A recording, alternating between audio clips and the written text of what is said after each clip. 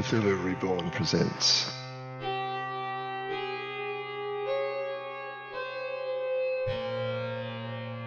Starlight on the Gutter.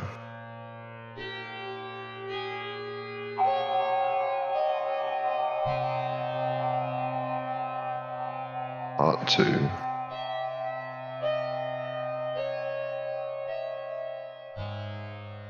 So it's Thursday night now. I'm getting quite late because we've finished our rehearsals and everybody else has left the theatre. It's pretty much abandoned apart from you guys, and you're sort of, I suppose, still coming to grips with what you found in the theatre.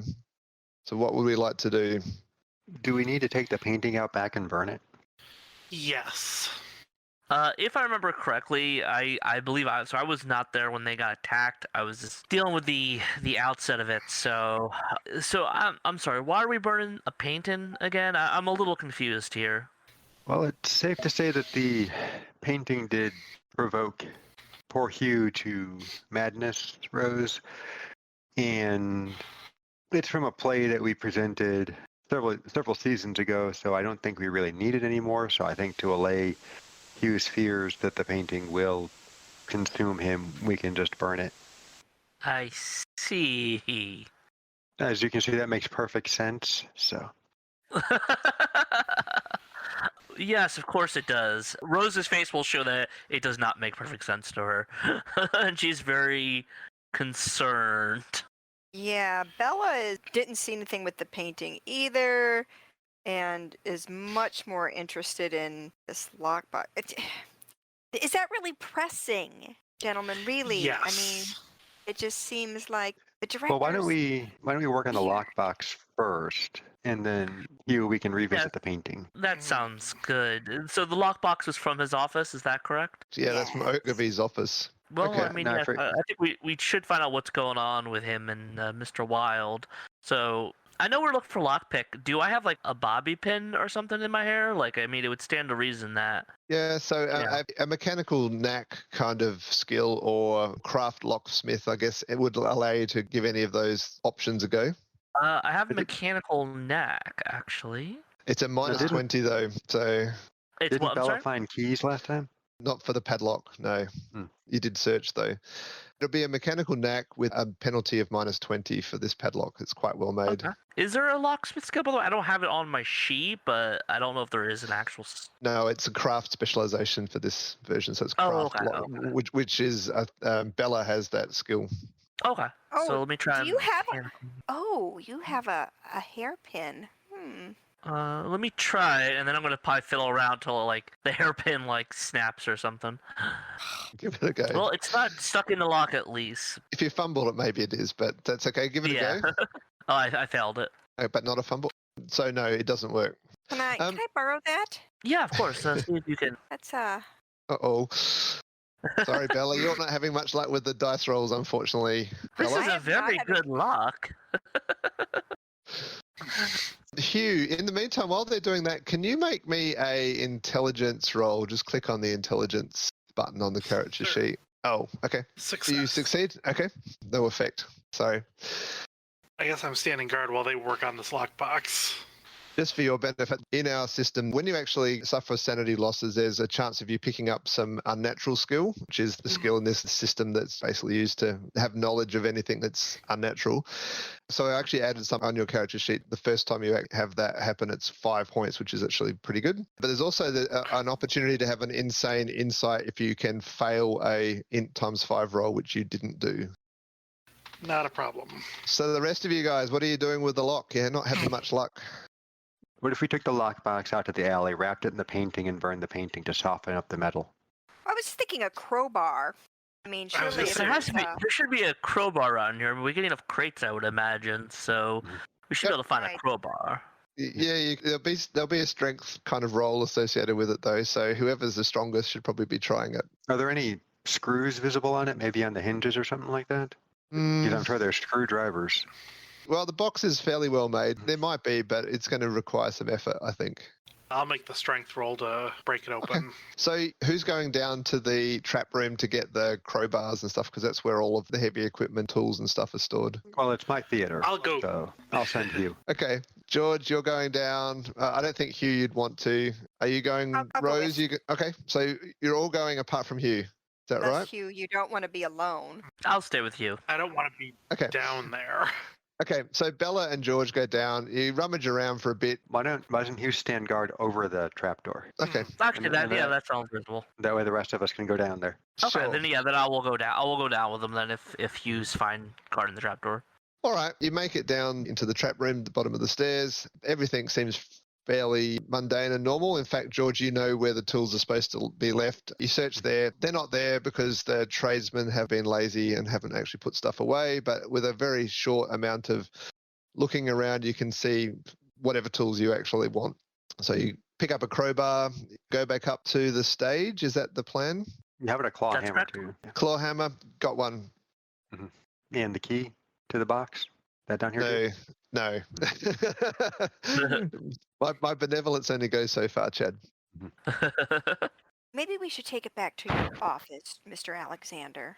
Yeah, that would be excellent. Someplace private. I was thinking, or one of the rooms off the stage, even. I don't know. Yeah, there is a sort of a wing area up to the side of the stage you could go if you wanted. If you have a look at the map or the plan, I think there's a bit of stuff off to this one side. No, I think the offices are going to be the most private. Okay. Now, are the offices on the ground floor or are they on one of the upper floors? They're all on the ground floor. They're off to the side. So the offices, well, your office is that one there. If you can see, I've just stuck a... The one that's on fire? The one that's the one. Yeah. Yeah, I see how this is going to go. So pessimistic, Chad. Or optimistic.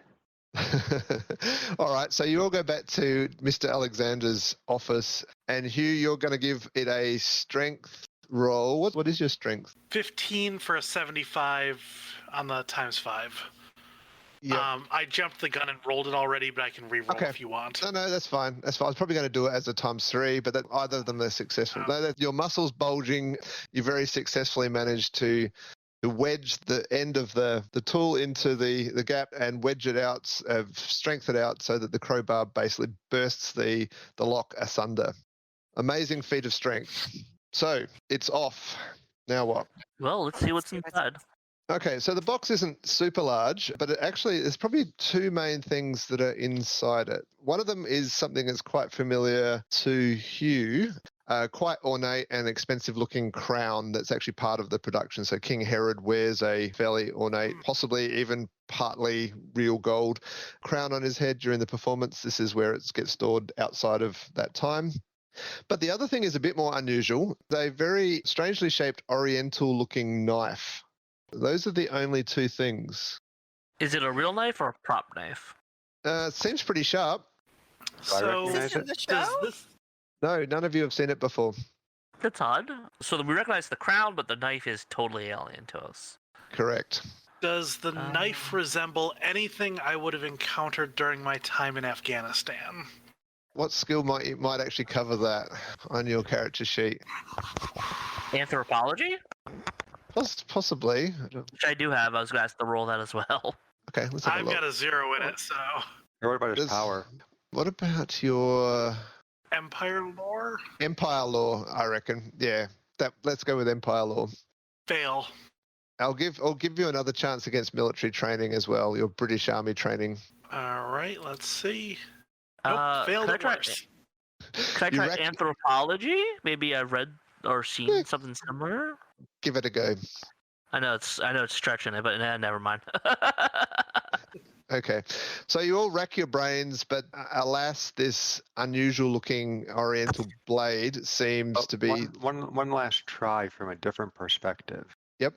Never mind. I was going to see if it had any value to it.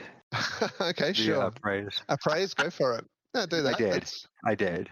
And Did it succeed? Fail? Okay. It was a failure. Okay. Well, it's all baffling to all of you, basically, this knife. It looks very well maintained, though, so it looks like it's somebody's prized possession, but it's not clear what it's used for in any sense. So what now? It's getting quite late, and Friday rehearsals tomorrow is actually your last one before opening night on Saturday. By the way, just as a reminder, Friday night, tomorrow night, is actually the Yellow Book party as well. Well, then I'm going to go home. My husband's probably wondering where I'm at this point. So that's good. You can definitely do that, Rose. What is everybody else doing? Anybody have anything else want to do? Question: Where is the Yellow Book party hosted tomorrow? So we went to that club, right? So let me move you guys back to the map of London. You guys would all know this to some extent. The theatre's here in the yellow dot down by St James's Square. The Albemarle Club's not very far away. That's just around the corner there. The party is actually, according to the invitation, the suggestion was to meet outside of a workhouse. If you scroll up on the map to where the blue dot is there, that's where it basically just says to assemble on the street. A workhouse? It does seem most irregular, but then they are these bohemian types. They do sorts of strange and controversial things like that. I'm going to call it a night as well.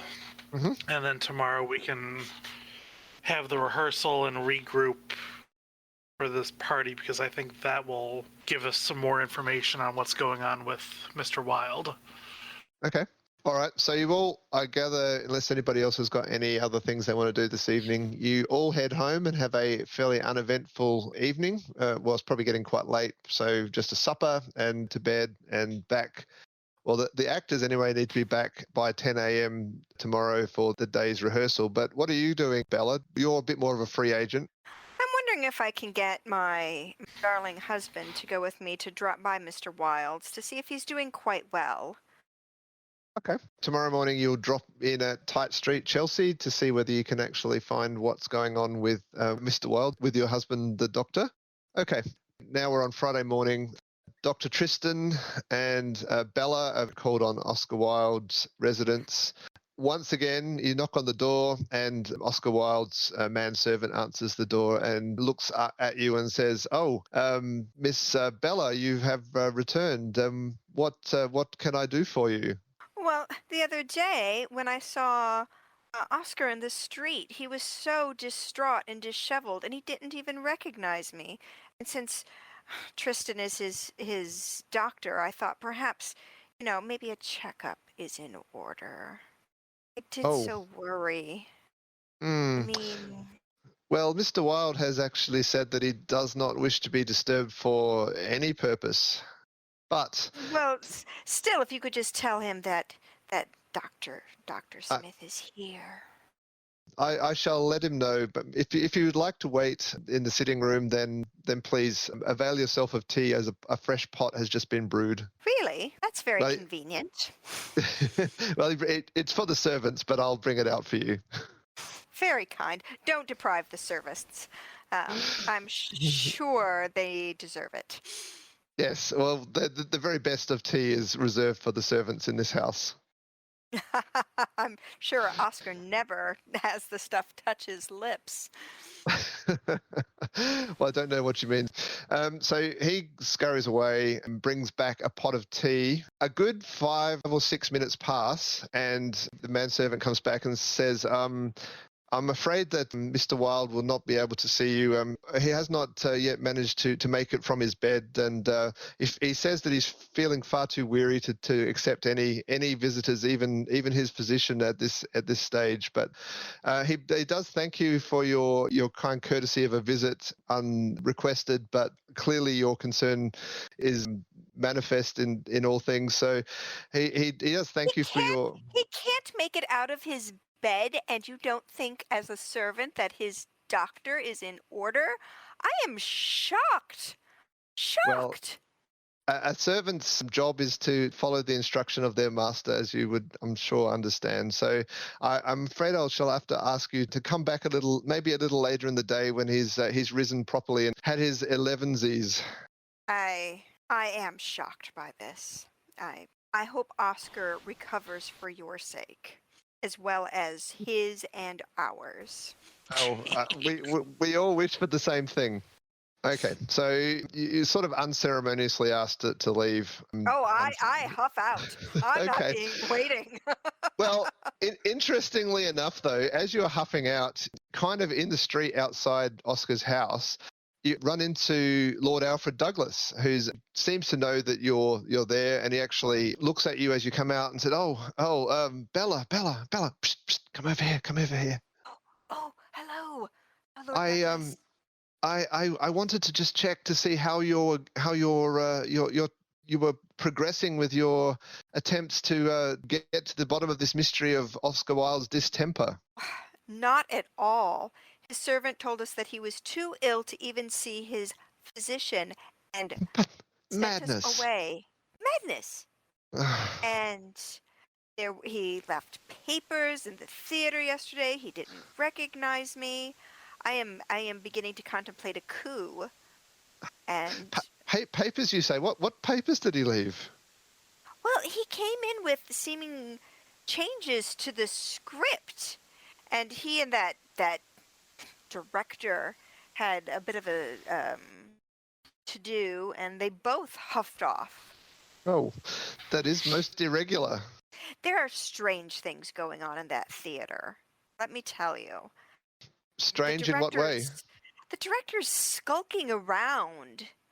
Oh, well, that Ogilvy, I don't know about him. He was very high profile figure in the theatre world, but of fairly recent fame. But I think Arthur Symons and a few others were very keen to get him involved early on in the production. But I don't know. I don't get a good feel from him. And what is this about the Yellow Book party meeting up in front of a workhouse? I know. It's this is just so like them, though. It's anything to be Shocking, provocative. Shocking and scandalous, I think, is really the goal of the entire publication.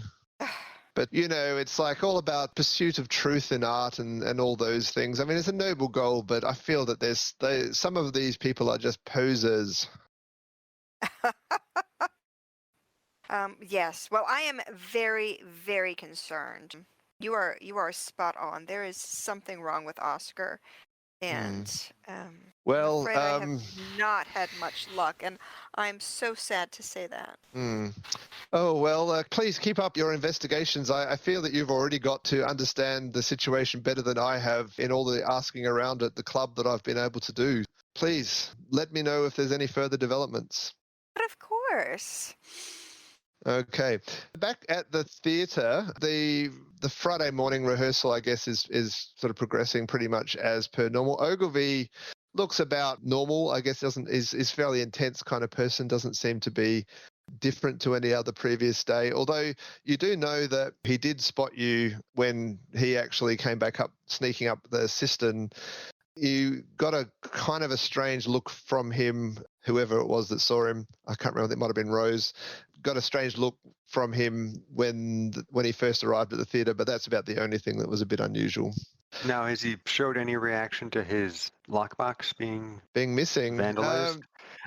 Well, what did you do with it, by the way? Did you put it back in the office, or is it still in your office, George? It's still in my office as far as I know. I don't think we moved it back.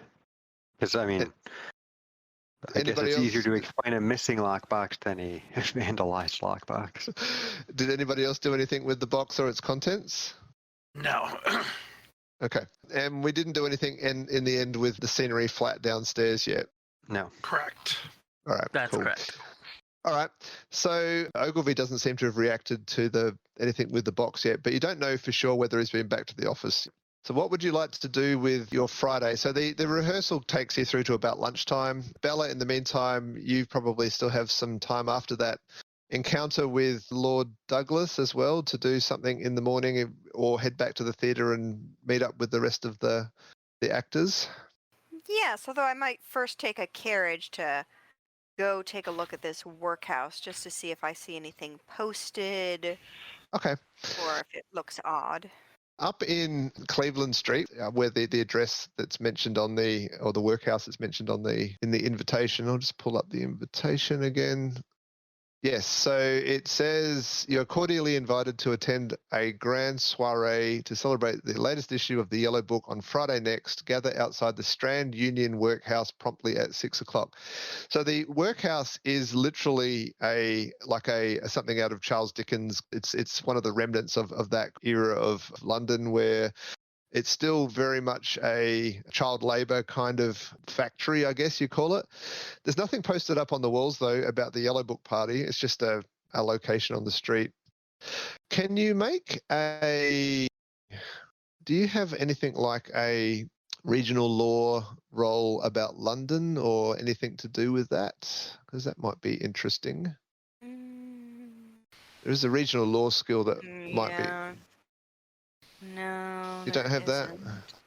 Mm-mm. What have you got? Let's have a look at your character sheets.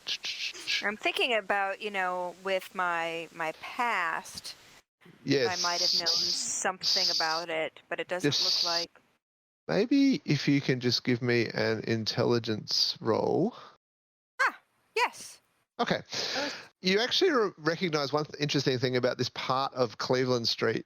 A few years back, there was this thing called the Cleveland Street Scandal, which was an interesting little exercise in uncovering some of the seedier side of what goes on in London. So in 1889, this is about 6 years ago, quite by accident, the constabulary were investigating something in the telegraph office, so people that actually send out telegrams, and there's usually messages and stuff like that that deliver all these telegrams. And they discovered that inside the office of that organisation, there was actually a cover for a child prostitution ring, which was actually run out of an address on Cleveland Street, which was actually also a kind of a brothel of sorts. And that it's all been closed down. Lots of famous people were implicated in it when it was bust. Well, a few famous-ish people were prosecuted, but then there was a suggestion that they shouldn't dig too much further because there might be some very famous people that were somehow involved, and then it kind of all disappeared. The location, from your best memory, would not be terribly far from the workhouse that you're standing outside at present. Oh. As this thought occurs to me, I get that sick feeling in my pit. Oh, would they do that?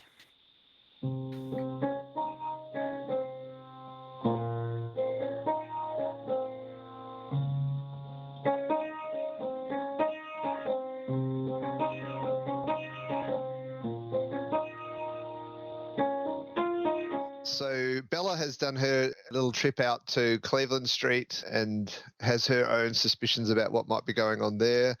In the meantime, at the theatre, the rehearsals for the morning are pretty much done. Ogilvy's lets you go and basically says, we'll do another rehearsal in the afternoon, but make yourself busy preparing yourself mentally for the wonderful art that we are about to unleash upon the world. Actually, rather unsettling. What would you like to know? What would you like to do with your time? So, just to jump back in time to during the rehearsal, I assume we were on the stage for the rehearsal just to go through a dress rehearsal and absolutely marks and everything. Yep. Did anybody unexpected enter the prop dungeon? Not that you noticed. There's obviously still plenty of set people and other crew down there doing things, but nobody unexpected, no. One of the things that's a bit interesting is that you know that there's one of Ogilvy has about 2 or 3 of his own people that he's brought into the productions. There's sort of like an assistant director and there's a lighting person and things like that. So they kind of lurk around, but they're sort of like these sullen, not particularly talkative or friendly kinds of people that you haven't warmed to at all. Say, as a theater owner, I'm sure I know a lot of the crews that work various theaters. Are these guys familiar to me? Not very, no. At least by name? No, they're not familiar. Okay. One of them seems to be his sort of main assistant director. Also has this unfortunate kind of burns on his arms, which are very unsightly. You might know, though, George, you would have some knowledge of Ogilvy's reputation around the theatre trap. So if you wanted to actually throw some roles at that, I can tell you what you know about other things that he's done in the last couple of years if you want to know that. I believe him. Mm-hmm. It's just I was trying to get a feel for if he brought in skilled people Or Well- if these are something else entirely. They seem to be skilled enough at what they do, but they're not people that have worked the West End. Okay. Yeah, because Ogilvy's a known quantity in the London theatre scene, right? Well, only for the last few years. He's actually come from nowhere a bit. He seems to have just had this meteoric rise to fame in the last 2 or 3 years. Now, I'm sure I've got crew members and stuff that I'm on good terms with, right? That I've known for a while. Well, apart from those 3 that I mentioned, all of them are your standard employees that have been with you for many years. Can I chat them up about maybe they heard of Ogilvy before he rose to fame? Yeah, okay. Whatever you think would be the best skill for that. First, I guess there's no lore theater, right? No. Do you have an acting skill or something like that? That's sort of your... I have art acting. Yeah, maybe that we can kind of roll it all up in there, or anything you have about local knowledge, like if you have a regional law London or something like that. Or I have no regional lore. I know nothing. Yeah, well, you are the boss. Maybe an insight roll. Well, art worked. Well, that's good. So, what are you asking them? Just about what they know about? Yeah, open up with the standard. Well, Ogilvy seems to be very intense in his directorial demeanor. Have you seen anything that he's put on in the past? Okay. Maybe anything before his rise to fame? Okay. You're asking one of your trusted employees, and there's so many NPCs in this scenario, I'm not going to invent another name because that's just going to confuse things even more. But rather than seen, how about heard of? Okay. Given that these guys are employees. Yes. No one person actually has the full story, but after talking to 2 or 3, you can piece together a bit of information about Ogilvy's recent past. So he's viewed as being sort of a bit of a young upstart, up-and-comer. He's really only had 3 plays that have all been very well reviewed, but before that, really nobody knows anything about what he did before that. He is very famous for having a fierce temper, though, and the last play that he did was for one of those Golden Dawn guys. It was a W.B. Yeats play, which people in the know kind of look at and say, well, it's one of their sort. What else? He has a reputation around town for being very superstitious. Now, he appeared on the scene roughly 3 years ago. That's correct. Out of curiosity, and I don't want to necessarily draw these 2 lines together, but when did Hugh get back from Afghanistan? Oh, that's a good question. Do you know that, Hugh? Let's see here. What year is it currently? It's 1895 at the moment. What does it say in terms of how long you've been an actor? I'm not seeing anything on the sheet for how long I've been an actor. A couple of other pieces of little gossip that you pick up, George, from talking to the crew about just things that have been sort of talked about. So, as I said, there's sort of 3-ish plays that he's famous for. The last one was The Land of Heart's Desire was the Yeats play. Interestingly enough, there's gossip around the theatre circles that the entire cast of that play were actually brought in and interviewed by Scotland Yard in relation to something that was never really publicly announced. And that was back this was about 6 months ago. Prior to this? 6 months ago? When was the Cleveland Street? That was 1889, so that was about six years ago. Okay. I think that's all I can think to pull from that, so we can move forward. What would anybody else like to do? I would like to try researching the dagger that we found. Okay. What avenues of research would you like to explore? Probably just go to the British Library or something and just look for some books of Asian daggers or along those lines, see if I can maybe identify it. Okay. That sounds good. Is anybody going to go with Rose as she does that, or going to go off and do some solo research? I'm not going to go, but I do mention to Rose to also, when you're at the British Library, check the auction catalogs just in case something like that has come up. Because they've got big glossy pictures. Well, not glossy at that time, but they got pictures of everything. So, good idea. Okay, so we'll do that in a minute. Rachel, what is Bella going to do in the meantime? She's finished her quick trip out to Cleveland Street. What would she like to do? Oh, this thing about Cleveland has got me worried. knowing my past, do I have any contacts that might be able to tell me any street gossip? I would assume there absolutely is. So, in fact, if you want to give yourself, I don't know, do you have any open bond on your character sheet? I have a Appropriate. Black Norbert who is a fence former criminal associate. He would definitely know exactly the sort of thing you're talking about. So if you want to go visit Black Norbert, you could quiz him or That's her. what I'm thinking. Okay. All right. So you're going to make a quick trip off probably south of the river. Less salubrious quarters might be. Okay. So, all right. So, Joe, do you want to throw me some research or... Yeah. Oh, I got a 5, so that's a success. Okie doke. All right. So you managed to find a book of obscure Oriental weapons. It's interesting. I mean, there's lots and lots and lots of different varieties. This actually doesn't seem to be a military weapon of any kind. It's more like it's in the section on ceremonial daggers, as is used in some sort of ritualistic kind of setting rather than a blade for fighting. And it was supposedly somehow affiliated with some old unwritten practices of the occult. And he mentions as to specifically what, or... Do you have any occult skill? I have, looks like the base 10%. Give us a go at that and see what happens. No. No. Okay, well, you find a references to, its use in occult things. So you wander into the occult section of the library and you look through some of the books. But to be honest, it all kind of seems like gobbledygook to you and sort of this horrible, superstitious kind of nonsense. But there is definitely mention of things like this being used in rituals for various purposes. You know, it's hard to really say much more than that. Right. Okay. More than we had before, though. Yep. So Bella actually talks to Black Norbert. Hey, Bella, well, what would you like to know? You know, there's supposed to be this Aesthete party up on Cleveland Street tonight.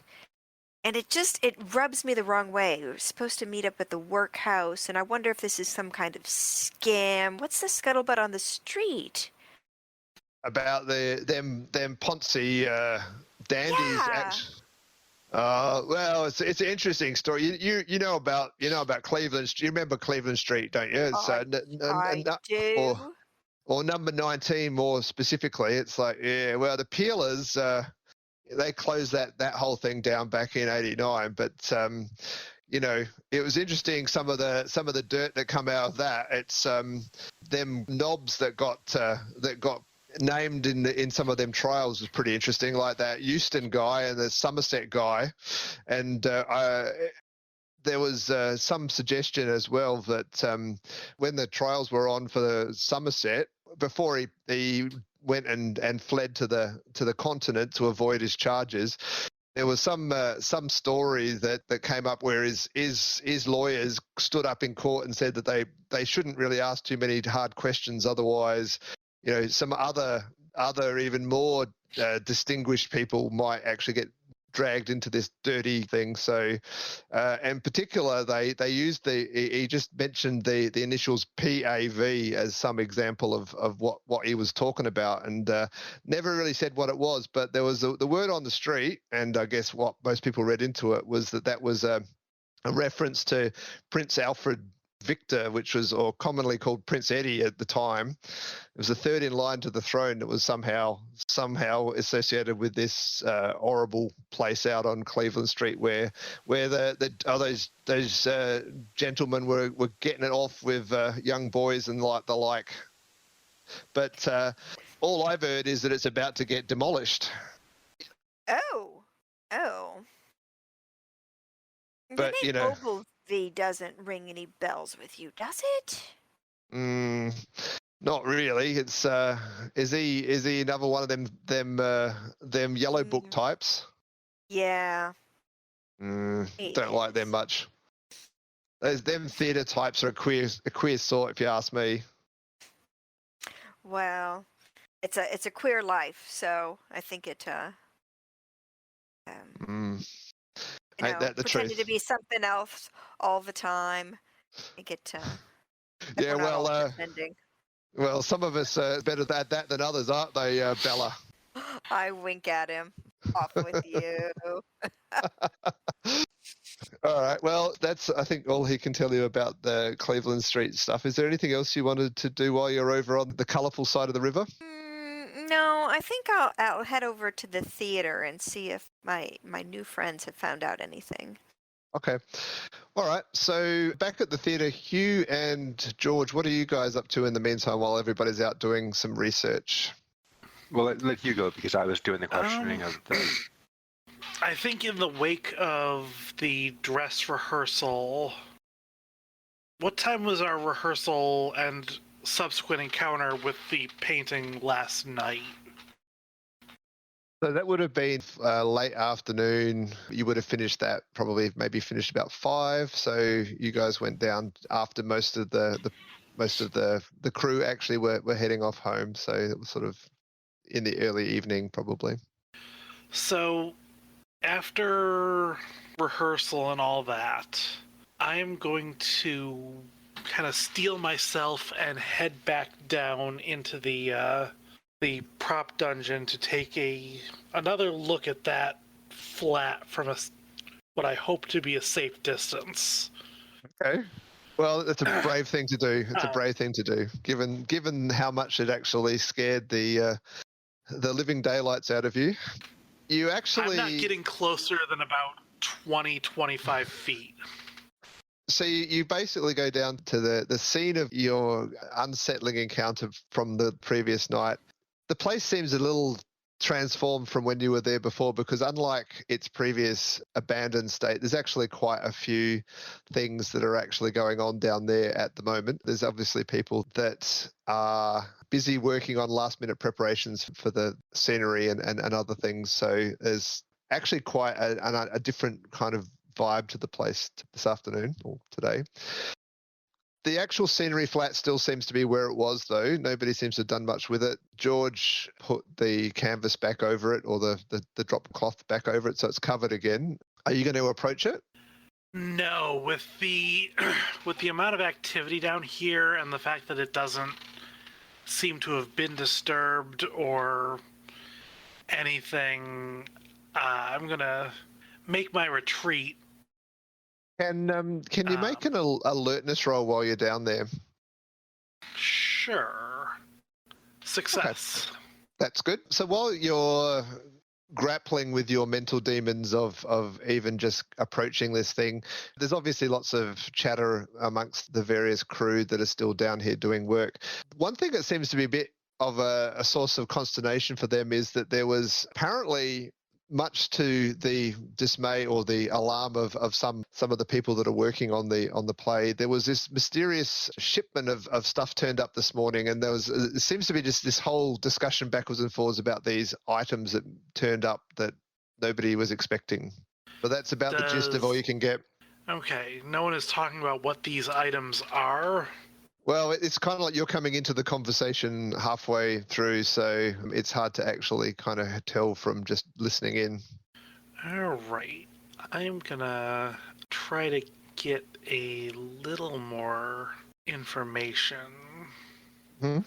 I am going to kind of mosey on over to wherever there seems to be a couple people discussing this crate and ask if anyone has seen Mr. George Alexander. Oh, the boss, he doesn't come down here much, Governor. It's like, maybe check in his office. He sends me up there. I heard he's got a flask of cognac in his office. It's like, all right for some. They call it working. It's like, gee, that'd be their life. Yeah, I make some small talk, Oh, yeah, we were grateful for water back in Afghanistan, that's for sure. And kind of, what's all this about a box then? All right. So you're actually fairly influential, I guess, in the as one of the lead actors in this theatre troupe. So what I'm going to get you to roll is against your community bond. So there isn't a roll for that. So if you just roll me a percentage, a D100, and I'll do that, your bond times 5, so it's 50% chance that you can just wow him with, you're fairly high up in the rank of things. So, would he actually just instinctively open up to you because of that? Or did you get 62? Oh, well, Yep. not quite. He looks at you a little bit suspiciously. He says, who wants to know? Just heard people talking about it, wondered what was up. If it was anything to do with the new, insert mumbled kind of excuse here. Okay. All right. Well, don't lose your socks over it or anything. You hoity-toity people that just stroll upon the stage and things like, the us working people down here having to make you people look good. But you're absolutely right. There was this mystery thing that happened. We were all scratching our heads this morning. It's like this whole, you wouldn't believe it, this whole box turned up full of, get this, full of peacock feathers. All these things are like being painted up and stuff as well. It's like, and then an hour later, when we tried to actually, send them back, they were just gone. Somebody had already taken them. Nobody knows what I got to do with nothing. Oh, well, I'm sure they'll find a use for them somewhere. Yeah, well, yeah. I don't know. I don't pretend to understand most of what goes on around here. I'll let you in a secret, mate. Neither do I. Well, you're all right. You're all right for an actor. Thank you. Give him a hearty clap on the back and make my way out. All right, very good salt of the earth acting. I should have asked you to roll against your acting skill to act like you care. Okay, so that's the only thing you really pick up from your trip down below the stage. What's everybody else doing after that batch of stuff? It's probably getting towards sort of lunchtime, early afternoon. There's still a few hours left, or an hour or so left before you have to do your afternoon rehearsals for the actors. But if there's anything else you want to do before then, and then the party I think doesn't start until about 6. No, I think that's everything. I think that's everything for me for now. Okay. Rachel, is there anything you wanted to do? I'm a little perplexed. Said I was going to go over to the theater to touch base with them between rehearsals. Yep. So. Okay, so you get back to the theatre, and a few of them are still in the theatre. A couple of other people seem to have mysteriously gone off to look at their own stuff. But the rest of the actors are just lounging around, just sitting there looking like they're killing time, waiting for the next rehearsal. Yeah, if I see Hugh or George or Rose, I know. Well, Hugh and George are definitely around the place. They're ducking in and out of the stage area. Hugh comes back up the stairs as you arrive, in fact, looking, sort of scratching his head a little bit. So I'll talk to them. I went by where we're supposed to have this Yellow Book party tonight. And do you remember that scandal from a few years ago on Cleveland Street? George, you would remember, a prostitution ring. There's quite scandalous, and they kept a lot of names. Right. Hush. Right. So where we're supposed to meet for the party tonight is not that far away. Do you think there's a connection, or do you think it's just that it's Cleveland Street? I don't know. It seems far-fetched, but at the same time, why meet in front of a workhouse to begin with? I just chalk it up to their bohemian nature. They want to be seen as risque, do you think? I don't know. I don't know. Do I know anybody else who would have been in the planning of this party? Well, all of those Yellow Book people that you ran into at the Albemarle Club would have all been the same people. So Arthur Simons, Aubrey Beardsley. I mean, you've seen those people at the club. You're not as friendly with them as you are with Oscar and I guess now Lord Douglas, but you know of them. They would be the main people that organised it. I'm just I shrug my shoulders. I'm just like I don't know what to make of it. It just I don't know. Sticks in my brain the wrong way. You think something nefarious is planned? I don't know if I'd go that far, but I'm really worried about Oscar. Tristan and I went to go see him this morning, and they wouldn't even let his doctor see him. He wouldn't see his physician? No. Was it his manservant that answered the door, or? Yes, and that's another thing, and I'm just all of it is I'm worried about Oscar. Have you been to one of these Yellow Book parties before? No, you probably haven't been to a party, but you would know of the Yellow Book. I'm not sure that they've actually done something as lavish as a party like this before to launch one of their issues. This is only their 4th issue of the journal, so. No, I don't think they've ever had anything like this before. Which, either they're going to do something extravagant and over the top, and Oscar's reputation is what it is already. He doesn't need any help. That is very true. So while you're having this conversation, Joe, I'm assuming after your library research, you're coming back to the theatre? Yep, that's correct.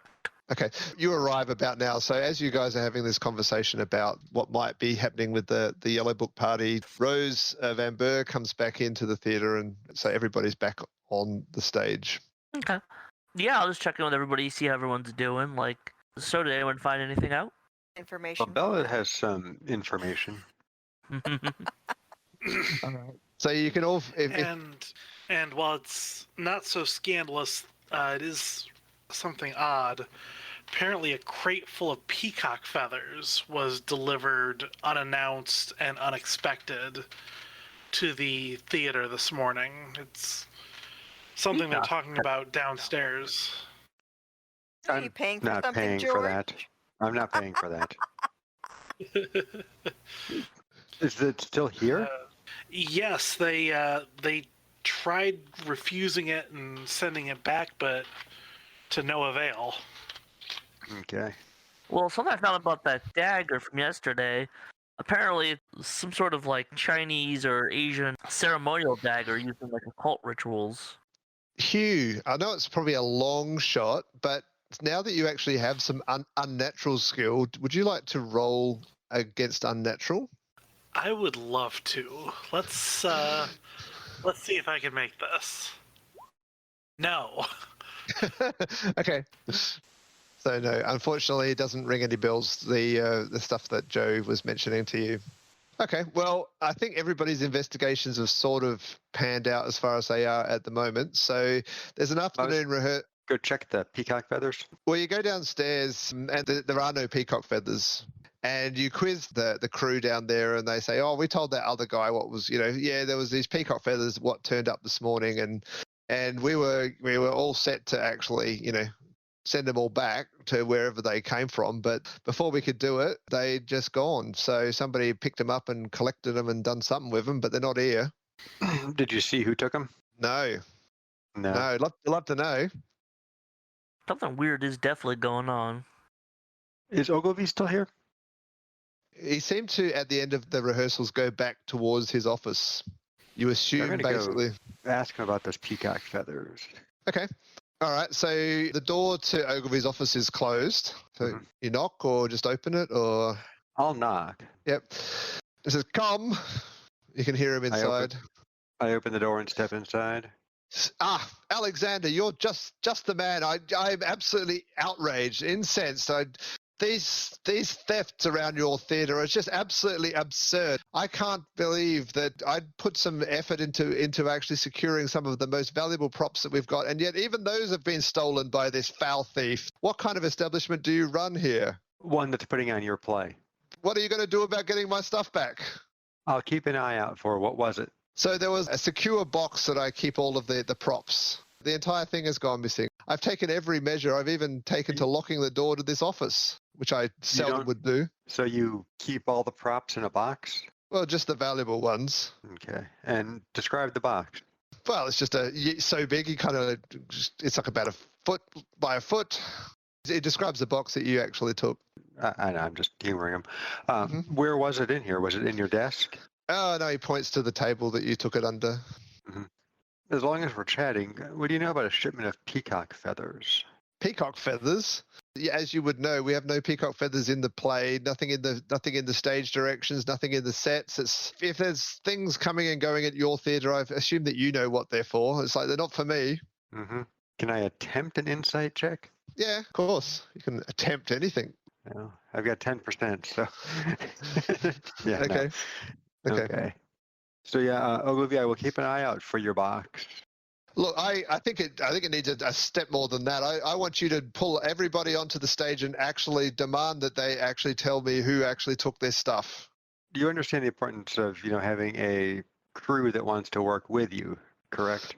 Yeah. So why don't you give me until this evening to maybe do some snooping and see if I can uncover it without putting you in an antagonistic relationship with the crew any more than already exists. We can always hire another crew. They're my crew. Indeed. You can always hire me another crew. But I know that it's only fair that I give you a chance to make it right. I accept your efforts to try to make good on the flaws in your own security. Understood, Ogilvy. All right, what's everybody else doing? So it's afternoon rehearsals will be shortly, and then we'll be straight into the party after that. So now's your last chance to do anything else you want to do before that. If there's nothing, we can just go ahead and fast forward through to the rehearsal and maybe whatever you guys want to do after that. Well, I want to gather together the cohorts real quick and just mention that Ogilvy obviously knows his box is missing and is rather perturbed. So the crown is used as part of the play. Yes, I was thinking, what if we turn the... No, there's nothing in the stage direction about the knife. We checked that, right? Correct. Yep. So what if we return the box and everything but the knife? See how he reacts. Sounds like a plan to me. Yeah, I like that idea, actually. I'll give the knife to Rose since she was researching it. One thing, though, that will be a slight problem is the padlock is actually busted because of Hugh's extreme strength. I'm going to find it in the alley. Yeah. I'm going to find the box in the alley. Sounds like a good cover story. So I'm going to take the box out to the alley, drop it, take refuse on it. Yep. Get it nice and dirty and everything. And then... Rough the box up. Yep, rough the box up. Maybe add an extra ingredient from the refuse into the box. What's your choice edition, George? This is Victorian London. I have many. Well, there's pretty much anything you want. So you want a pig's ear? There's probably one there. How about a pig's snout? Pig snout, sure. Yes. No problems. No problems. Just drop that in there. Okay. And then you're going to take it back, or you're just going to tell him to look for it there? I'm gonna very, proudly take it back. I'm not doing this instantaneous. Like I'm not walking out and instantly finding it in the alleyway. That'd be a little suspicious. I want to let some time lapse. Yep. And say, tell him that a crew member found this in the alley. Is this his? Okay. So you can do all your preparations before the rehearsal starts, and then you can either partway through or at the end of the rehearsal, you can tip him off to it if you want.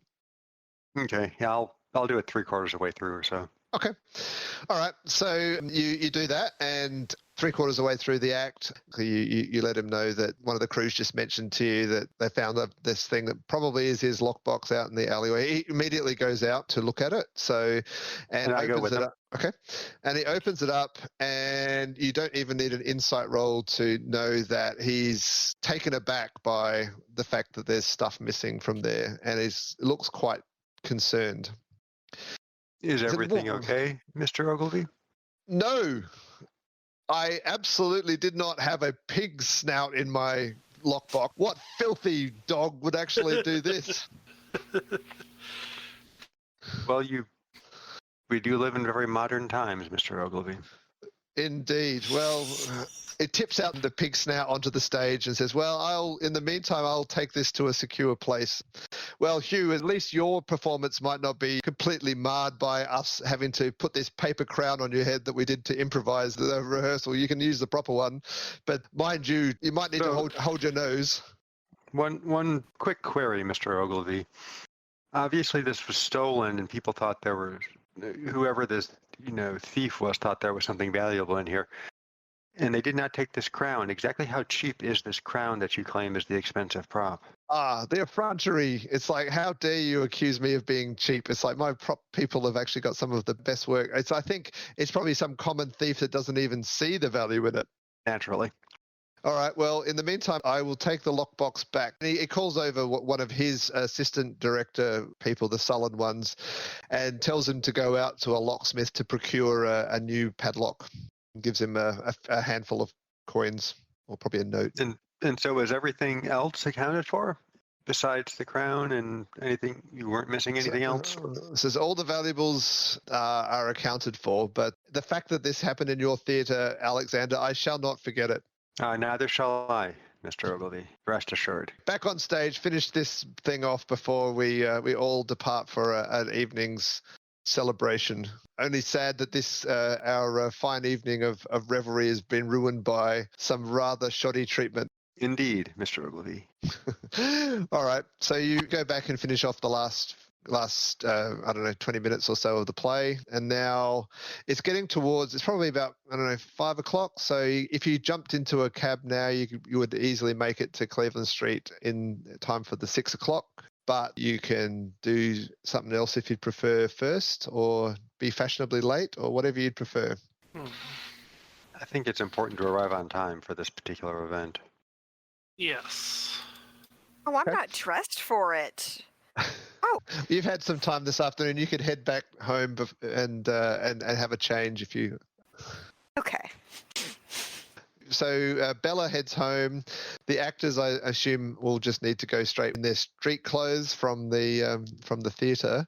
You independently arrive around about 6 o'clock from those respective places. It's actually a slightly rainy night. You can see there's this group of people clustered around the Strand Union workhouse under black umbrellas, looking a little bit sullen. There's probably about 30 or 40 people there when you arrive. You can see quite a lot of the bohemian artistic crew. In fact, pretty much all of the ones that you've actually, except for George Condor, of course, that you've seen previously are all there, and a few other rather extraordinary looking characters amongst them as well. As you arrive, or not long after you arrive, a cab pulls up, and the rather extraordinary hawk-nosed figure of Aubrey Beardsley steps down from the cab. He's, as you know, one half of the Yellow Book's editorial board, and he says to you, "Tonight, revelers, you're all in for a special treat. Follow me and down the street to the site of our spectacular revel." And he's walking down the street, and Bella and George would know that he seems to be heading definitely in the direction of the infamous number 19, which is where the Cleveland Street scandal, the place that was actually closed down by it. All the other people under their umbrellas in their party clothes are all heading down following him. Are you going as well? This leaves such a bad taste in my mouth. Have I seen Oscar? Oscar doesn't seem to be in the crowd, and neither does Lord Alfred Douglas, by the way. But pretty much everybody else that you've encountered so far, including all the rest of the actors as well, by the way, from the play. It's a reasonably large crowd. Beardsley and the people following him only go maybe 100 feet down the street and actually then reach the steps of number 19 and seem to climb the stairs up to the place that was the former brothel. This is just so tasteless. You can see, are you following them down? I don't see any reason not to at the moment. It seems to offend Bella's sensibilities, though. It does, and my main goal has been to help Lord Douglas and to find out what's wrong with Oscar. So is that my... If only I saw him. I look around. Lord Douglas did suggest that there's no chance that Oscar would miss a party that's held in his honour, but he doesn't seem to be here just yet. I'm going to linger outside the building and wait for him. Okay. That sounds like a plan. So in the meantime, the rest of you follow maybe at the back. Did Tristan come? Oh, Tristan was called away. Somebody went into labor. And I don't feel comfortable leaving a lady of Bella's quality here alone on the street. So George and Bella will stay outside, but you're close enough to sort of hear what's going on. So Beardsley goes up the stairs and he actually just pulls aside a bunch of wooden planks that that cover the door. It looks like it's sort of been left as a derelict building with planks and stuff closed in the door. He just pulls them all aside and just reaches down and pulls open this heavy oak door and goes inside. You can all see the glow of candlelight coming from inside, but it's otherwise relatively dark. People are shaking off their umbrellas and stepping through the entryway. All the aesthetes are kind of clapping him on the back, saying, "Oh, jolly good wheeze, Beardsley, jolly good wheeze." Rose, shall we go inside? Yes, I mean, I don't see any reason not to. Okay. You can see that those of you that go inside, you can see that there's hundreds of candles that sort of light around this largish room. It's actually looks like it was once quite sumptuously decorated. There's, it looked like it had the, very high quality wallpaper, half of which is torn off now and sort of hanging in shreds. There's some expensive looking couches and sofas and chaises lounges and things like that just look like they're sort of weirdly stained and kind of just look like they're mildew and mold and whatever had grown on them at some point. And the carpets are all kind of stained as well. Interestingly, in one corner of the room, a makeshift bar has been set up, and there's a few people that look like they might actually be workers from the Strand Union Workhouse behind the bar, actually serving up mostly absinthe. And then there's in another corner of the room, there's a rather unusual scene of these 4 scruffy Charles Dickensy young boys that are playing a string quartet, basically. Very well, you might add.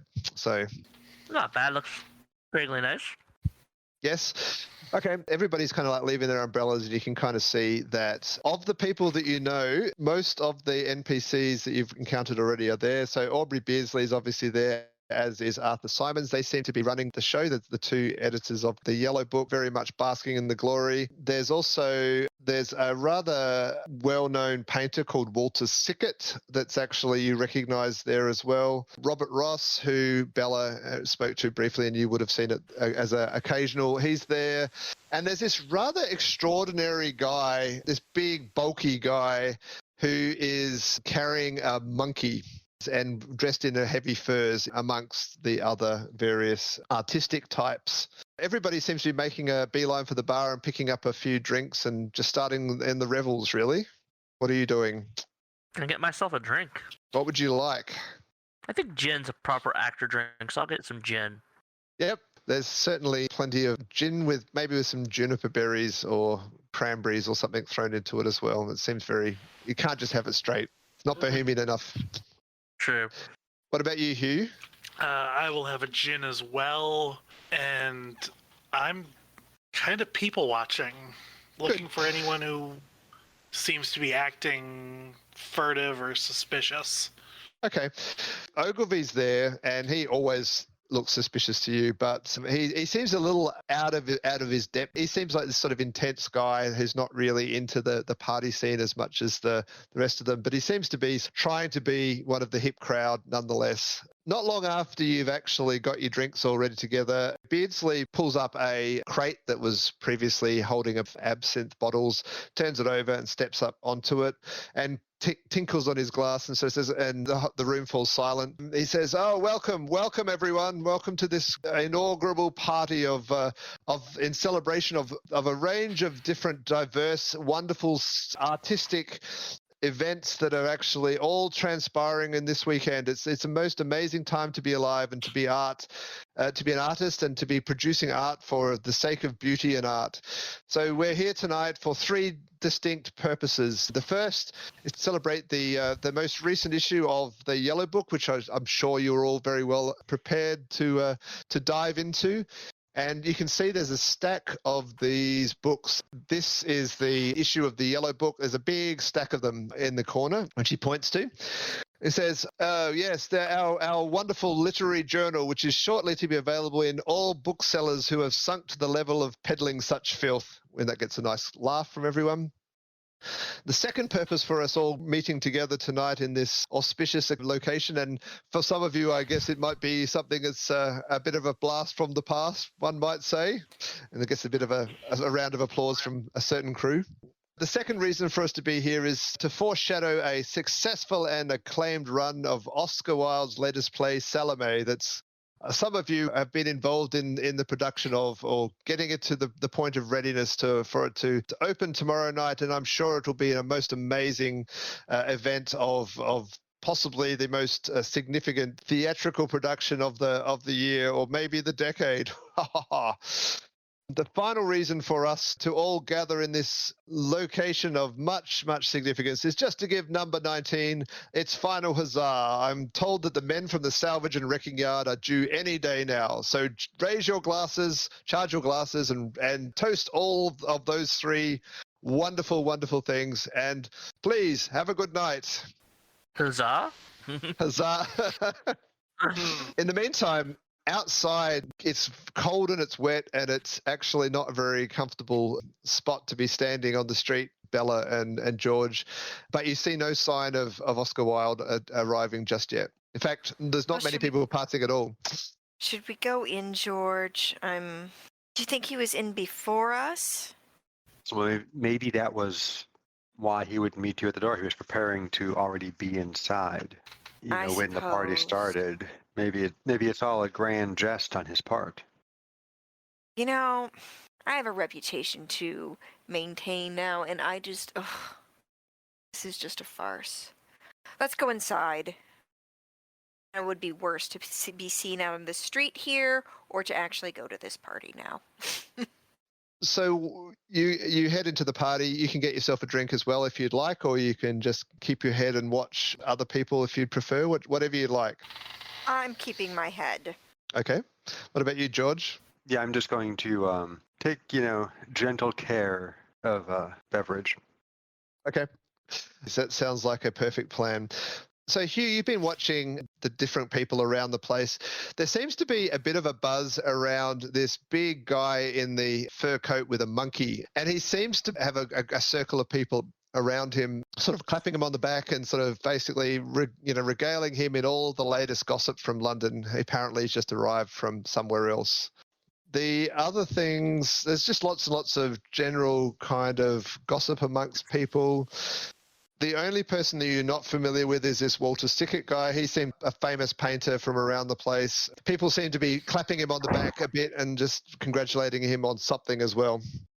I want to know more about the guy in the fur coat. I'm going to kind of saunter over in that direction. Oh, okay. And just kind of listen in. Okay. So it becomes... his name, from what people seem to be saying, is, believe it or not, is Count Stenbock is his name. And he actually speaks in a bit of an Eastern European-y kind of accent, which I'm not going to try to do. But is a big personality. He keeps talking about... A writer? He's yes, he is an author. He's an author. That's mostly Josie knows who he is. Oh, right. Okay, cool. That's good. And not many people would. He's an interesting character, actually. He looks like he definitely is imbibing very heavily of the absinthe. But you can gather from the conversation, Hugh, that he's just recently arrived in London from Brighton. In fact, he's just pulled himself off his deathbed, he says, to actually come to this very party. It's so important to him, of the season. And it's so important for him to see the opening night of Salomé. He's willing to drag him and his son, and he kind of gestures over, and you can see where he's pointing to. There's actually a chair over on the side of the room, and there's actually this life-size wooden doll, like a mannequin, almost like a ventriloquist dummy, kind of sitting in it, which he talks to this doll and sort of says, "Oh yes, my dear son, how are you doing? How are you enjoying the party, boy?"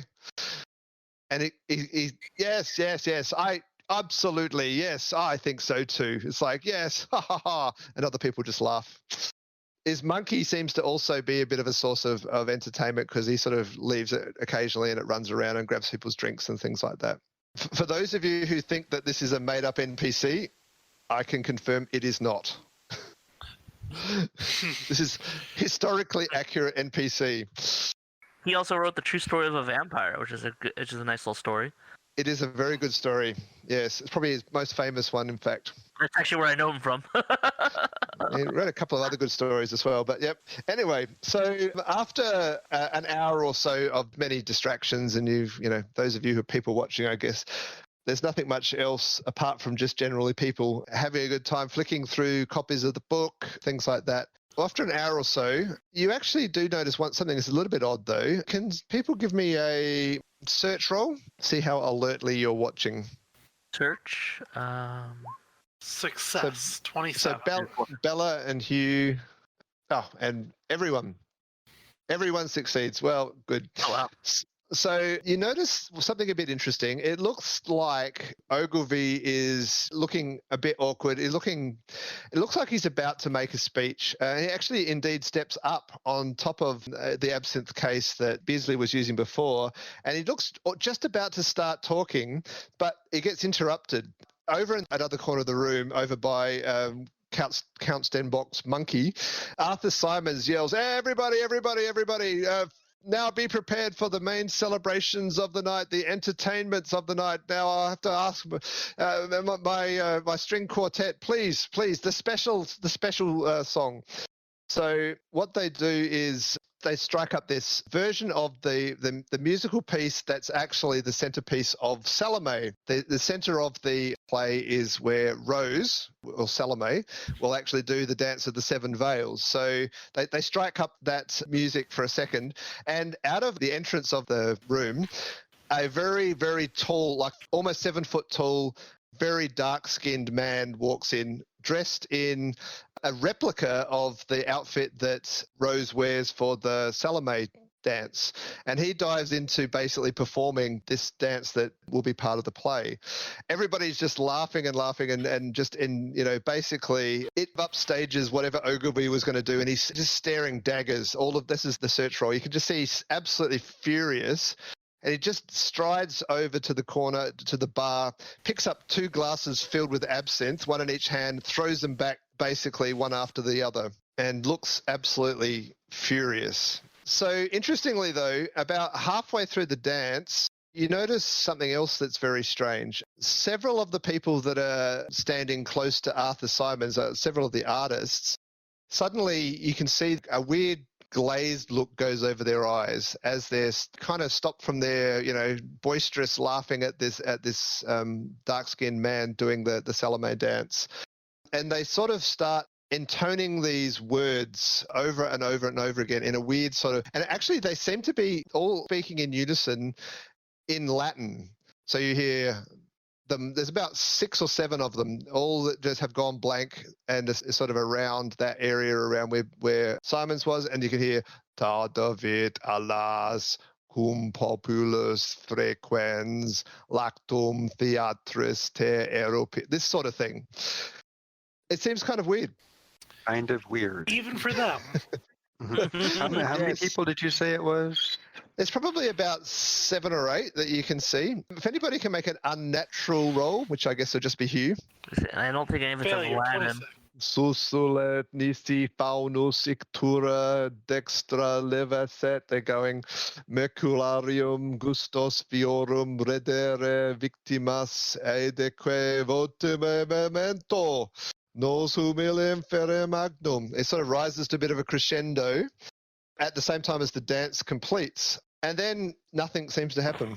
Ogilvy you watch him, he sort of just goes over, it looks like he's quite drunk. He kind of just goes over to one of the sofas and just slumps down. I'm going to go sit next to him. Okay. Was he a chanter? No. He was on the other side of the room. You were not in on their little joke, I'm assuming, Mr. Ogilvy. Well, he actually seems really quite drunk. Well, that woman that's been hanging around the theatre. What joke do you mean? Oh, the Dance of the Seven Veils there? Oh, those yellow book poses. It's a bit of a mockery of we have our own Salomé is a master of dance or mistress of dance, and to upstage it with some scandal, it's like deliberately trying to be provocative. I feel it's a weakening of the art. It's drawing us away from what it needs to be.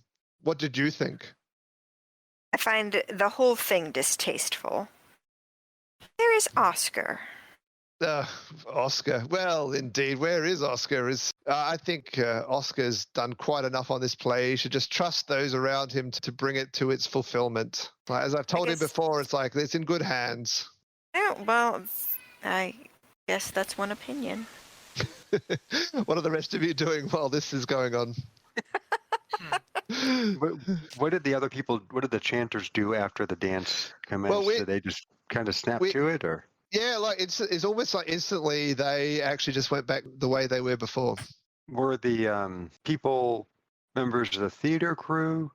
No, Arthur Symons himself was one of them, and they're mostly the Yellow Book people and the Aesthetes and stuff like that. And interestingly enough, you see people coming over to them and say, "What the heck? What on earth was that?" And they look blankly at them and say, "What on earth was what?"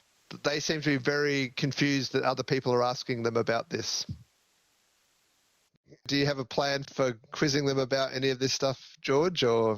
People seem to be rapidly coming to the conclusion it's just some little prank that these people are just, it's just a big joke that they've all been in on, even though they don't seem to be reacting like that is the case. I mean, I imagine a lot of people here had a classic education, so they know Latin. I don't. I want to see if I can find somebody who I know who knows what was said. Okay, it shouldn't be hard. Well, they've all had a good Eton education, all these aesthetes. So who would you like to ask? Who am I on best terms with? How about Beardsley? Okay, yeah, Beardsley. It's like he, in fact, may well have been one of the people that was doing the chanting. Well, then maybe pick somebody like Robert Ross. I guess is probably he's there. He seems again. Okay, he seemed fairly neutral. Yeah, or Simons. Yeah, Simons was definitely one of the chanters. Oh, okay. So I guess Robbie then. Okay, so you talk to Robbie Ross. He seems to be not as drunk as most of the rest of them. He seems to be trying to have a semblance of decorum about his deportment at the soiree. So you have a bit of a chat to him. He's actually just bemused as well. He does actually have a pretty good grasp of Latin, and he's pretty sure that he doesn't remember all of the words, but there was talk about the god Pan was actually mentioned a couple of times and the Pan, the great protector of the poet's brow, I think was a line that he remembers in the chant. Appease the gods, from greater ills secured was the final line. That's about the best he can remember. It reminds him of a lot of classical Latin poetry. Horace, maybe, he said. Okay. Alexa. Okay, maybe Hugh, I guess you're sort of still circling the party as well. You start hearing lots of people wondering, where the hell is Oscar Wilde? What the heck is going on, and why isn't he at his own party? It seems to be generally the topic of much conversation, but there's no answers.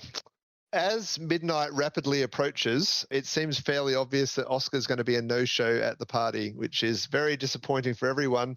And Arthur Simon tries to salvage things a little bit. He actually pulls up his absinthe crate, tips it over again, and now he actually, this is sort of sometime later, he seems a bit more level-headed and sober than he was earlier in the night. He again stands up and apologizes for the fact that Mr. Wilde will not be making an appearance, it seems. Maybe the greatest Irish playwright is burning the midnight oil with his last-minute preparations for the play, although those of you who know Oscar Wilde find that rather unlikely. So in the place of Mr. Wilde, our good friend Oscar, whose words we all hang on, I suppose it is only fitting that we actually let Ogilvy, his director of Salomé, to tell us a bit about the great work of art that he will be directing at the St. James tomorrow night. And Ogilvy finally looks like he's actually getting his chance to do his piece, and he stands up and he looks suddenly like a man that's kind of just possessed. People, you must await the most brilliant revelation of art that shall arise tomorrow night from the stage of the St. James. Oscar's Salomé is a work of decadent brilliance. It will be held in decades to come and centuries to come as one of the truly defining moments of the theatrical world. And as he speaks, he waxes lyrical for a few minutes, and he seems to be building up, becoming more and more confident in his speech. And he kind of ends up by basically, it almost feels like he's sort of just drunk with power by the end of it. Raising his hands up almost like a dictator or an emperor, lording it all over you, saying, we will have this amazing revelation tomorrow night, and it will change the way that all of us see theatre from now on. It is his crowning moment. He does this sort of gesture of holding up this thing in the air, which looks like this piece of paper or something, like a bit of cardboard or something he's got in his hand. He holds it aloft like it's some sort of trophy or some sort of, this moment of the culmination of his whole talk. It's almost like, like when a sportsman holds up a bat or whatever to hold up to the audience as a sign of achievement or whatever at the conclusion of his play. And then he steps down and everybody just applauds, and he goes and puts some stuff down on a table and goes and grabs a drink. And then people start filing, slowly leaving the party. If I was still near that area, I would kind of peruse what he laid on the table. Okay, that's easy to do. He actually seems to be, people are patting him on the back, and he sort of seems to be on this weird sort of power trip of, everybody's suddenly around him and adoring him, and it sort of seems to be feeding his sense of power and ego. And so he's quite distracted, and you can see there's sort of an occasional table near to where he was standing. There is actually this sort of scrap of paper that he was holding in his hand while he was actually giving the speech. He's actually just sitting there. I will pocket it. Okay. Well, it actually is a rather unusual thing. It's not just a scrap of paper. Let me show it to you. It looks a lot like this. You can see that. Oh, strange. Playing card? That ain't good. That's it. So it's the front and back of the playing card that is actually sitting on this table, which seemed to be the thing he had in his hand. Well, if I can, slip it into a pocket and, maybe go over to Hugh and Rose and say, I think I've had quite enough for the evening. Do you or are you, George, do you need a ride? I think things are starting to wrap up here. Yeah. I can hail it, handsome. What did you find on the table? Once we're outside, I will pass it around. French. Mm-hmm. Yes, okay. So you know that jaune means yellow. And that is obviously a king. A yellow king for a yellow book? Somehow I'm not surprised at all. The question is, what is Probably that? safe to say most of the kings of England had jaundice at one point. I mean, what does it even mean, though? I don't know. I was expecting it to be a little script or something for his. I don't know. And the reverse is very primitive. I'm tempted to just tear it to bits. Well, why didn't you hang on to that? And then we can burn it with the canvas. What is with the canvas? Anyway, should we make one more drive past Oscar's house just to see if there are lights on? And then I will drop everybody off. Sure, why not? Okay. Absolutely. All right. Might be a little bit of a roundabout way to get to places, but you can do that. Who's actually taking the playing card? I guess you are, Bella? I am. I'll just put it back in my pocket. Okay. There are no lights on at Oscar Wilde's house. Well, I hope that... And what time is it? It's after midnight. All right, to bed. You know there'll be a final rehearsal, I guess, tomorrow at 10, and then the performance tomorrow night starts at 7:15, I think is when curtain raises. You would know, George. Okay, so you are heading home, all of you. You have an uneventful evening, although may find that you wake with a bit of a headache tomorrow. Nothing eventful happens. So, Saturday morning, so the morning of the opening night. Quick question. The stage at the theater, is it lit by gas lights or lime lights? It's electric lights, George would know. Actually, at great expense. It's fairly modern refit of it. Okay. In fact, the St. James is one of the few theatres that's actually got such modern innovations. I spare no expense for the lighting or the peacock feathers.